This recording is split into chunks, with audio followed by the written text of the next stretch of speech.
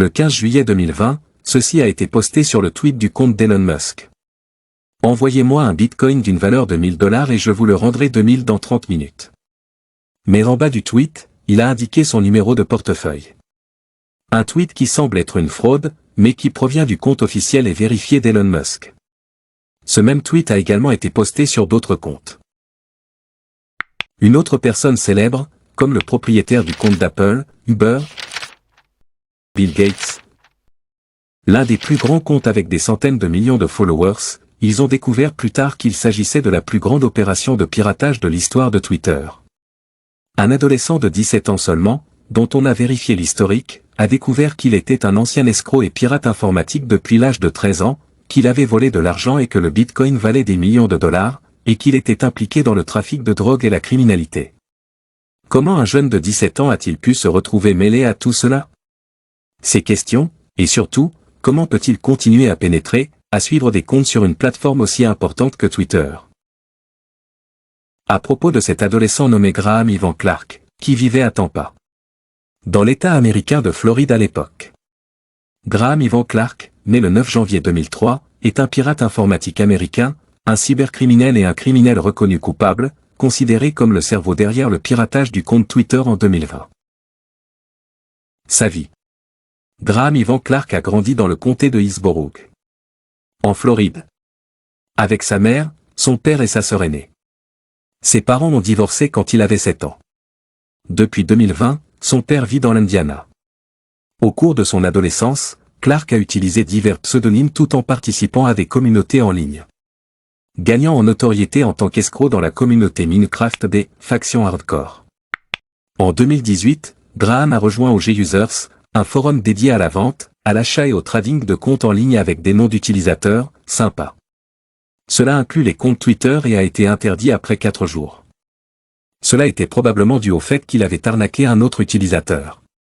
Cependant, il n'y avait aucune preuve de cela. En 2019, à l'âge de 16 ans, Clark a été impliqué dans le vol de 164 bitcoins à Greg Bennett, un investisseur providentiel basé à Seattle, via une attaque d'échange de cartes SIM. Clark a envoyé 2 notes d'extorsion sous le pseudonyme Scream, déclarant « Nous voulons juste le reste des fonds dans le Bitrex », faisant référence à l'échange de crypto-monnaie, Bitrex, que Bennett avait utilisé. Et, nous avons toujours une longueur d'avance et cela est l'option la plus simple. Les services secrets des États-Unis n'ont réussi à récupérer que 100 bitcoins lors du braquage. Dans une interview, Bennett a déclaré qu'un agent des services secrets lui avait dit que la personne avec les bitcoins volés n'avait pas été arrêtée parce qu'elle était mineure.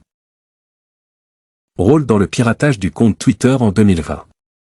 Clark est largement considéré comme le « cerveau » du piratage de compte Twitter de 2020. Un événement au cours duquel Clark a travaillé avec Mason Shepard et Nima Fazli pour compromettre 130 comptes Twitter de haut niveau afin de pousser une arnaque à la crypto-monnaie impliquant Bitcoin. En saisissant les noms d'utilisateurs, OG, abréviation de original, à vendre sur les OG Users. À l'époque, Shepard avait 19 ans, Fazli 22 ans et Clark 17 ans. Shepard et Fazli se sont spécialisés dans le rôle de courtier dans la vente des identifiants Twitter sur les utilisateurs OGU.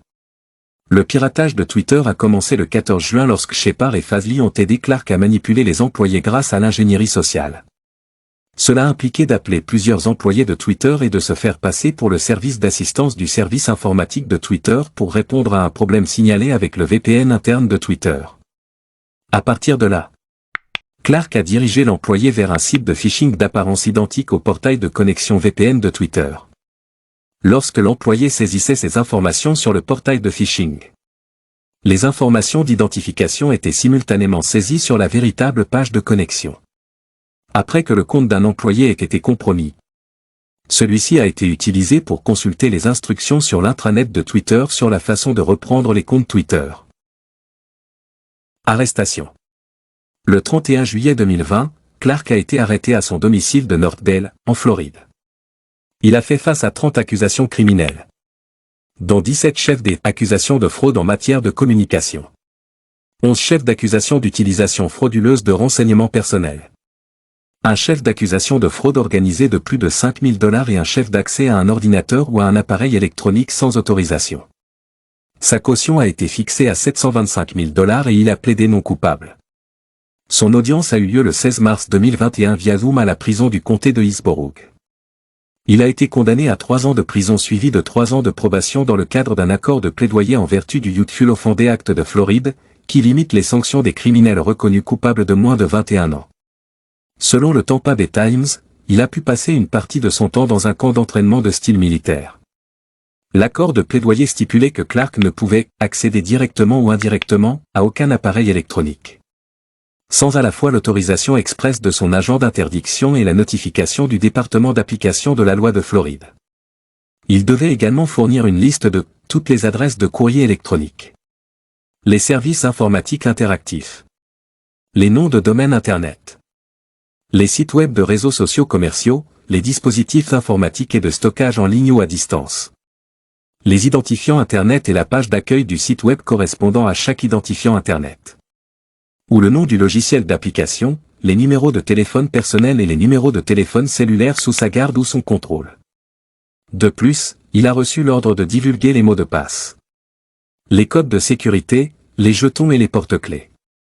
Clark a été libéré du centre de libération communautaire de Saint-Pétersbourg le 16 février 2023.